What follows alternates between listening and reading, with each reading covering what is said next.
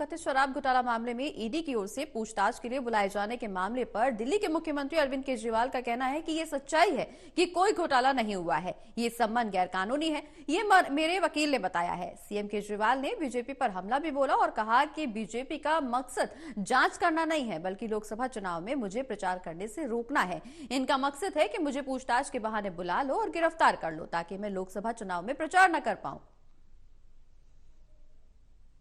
गैरकानूनी है, लेकिन उन्होंने मेरी एक भी बात का जवाब नहीं दिया। इसका मतलब उनके पास मेरी बातों का जवाब नहीं है। इसका मतलब वे भी मानते हैं कि उनका नोटिस गैरकानूनी है। क्या मुझे एक गैरकानूनी समन का पालन करना चाहिए? अगर कानूनी रूप से सही समन आएगा तो मैं पूरा सहयोग करूंगा।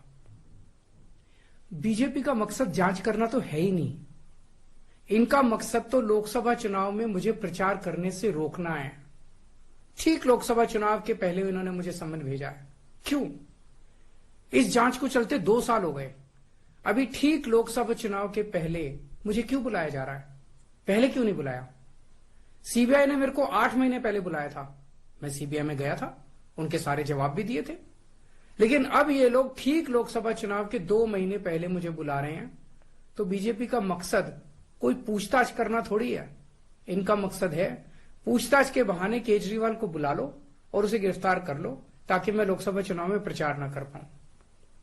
आज बीजेपी भ्रष्टाचारियों को नहीं पकड़ रही, बल्कि खुलेआम ईडी और सीबीआई का इस्तेमाल करके दूसरी पार्टियों के नेताओं को तोड़ के बीजेपी में शामिल करवाने का काम किया जा रहा है। 1 नहीं, 2 नहीं, कितने उदाहरण हैं जहां किसी पार्टी के नेता के खिलाफ ईडी सीबीआई के मामले चल रहे थे या उन पर गंभीर आरोप लगे हुए थे। जैसे ही वो नेता बीजेपी में शामिल हुए, उनके सारे पुराने मामले बंद कर दिए गए या ठंडे बस्ते में डाल दिए गए। तो जो इनकी पार्टी ज्वाइन कर लेता है उसके सारे मामले रफा दफा कर दिए जाते हैं। जो इनकी पार्टी में नहीं जाता वो जेल जाता है। आज मनीष सिसोदिया, संजय सिंह और विजय नायर इसलिए जेल में नहीं है कि उन्होंने भ्रष्टाचार किया है, वो इसलिए जेल में है क्योंकि उन्होंने बीजेपी में शामिल होने से इंकार कर दिया है। आज हम बीजेपी का मुकाबला क्यों कर पा रहे हैं? क्योंकि हमने कोई भ्रष्टाचार नहीं किया।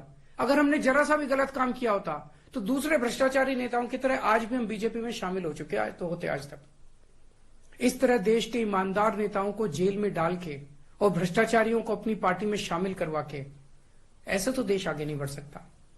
ये क्या चल रहा है? ये जो कुछ भी चल रहा है बहुत खतरनाक है।